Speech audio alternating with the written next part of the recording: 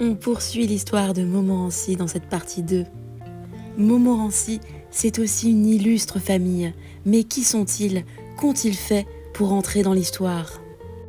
Tout commence au Xe siècle, avec Bouchard le Barbu, un petit baron de l'île Saint-Denis, qui se fait un nom en imposant des péages aux bateliers de la Seine. Oui, le nerf de la guerre.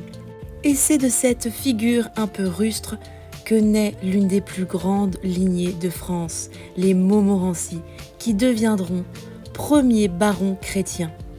Une famille si puissante qui au fil des siècles donna 6 connétables, 12 maréchaux et 4 amiraux à la France. Parmi eux, Mathieu II de Montmorency se distingue à la bataille de Bouvines en 1214. Mais c'est surtout Anne de Montmorency, attention, il s'agit d'un homme, qui sera tour à tour connétable, duc et pair de France. Homme de guerre et diplomate, il fait ériger des chefs-d'œuvre comme le château de Chantilly et celui d'Écouen. C'est aussi lui qui finalise en 1563 la majestueuse collégiale Saint-Martin que nous avons vue, qui abrite alors les sépultures de sa prestigieuse famille. Mais la dynastie s'éteint tragiquement. En 1632, Henri II de Montmorency est décapité pour avoir comploté contre le roi.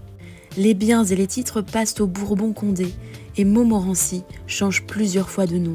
Enghien, Montmorency-l'Émile en hommage à Rousseau, pour retrouver définitivement son nom en 1832. Aujourd'hui, peu de traces matérielles subsistent de cette famille à Montmorency.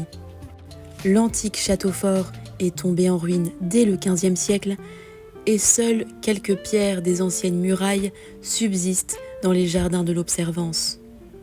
Mais la motte féodale encore bien dessinée au cœur du centre ancien et surtout la collégiale Saint-Martin demeurent les témoins majestueux de cette histoire. Pour conclure, Montmorency, c'est un parfum d'histoire qui flotte encore dans l'air.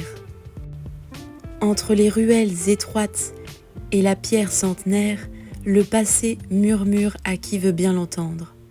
Ici, les ombres des Montmorency croisent celles de Rousseau, et chaque pierre raconte un fragment de légende.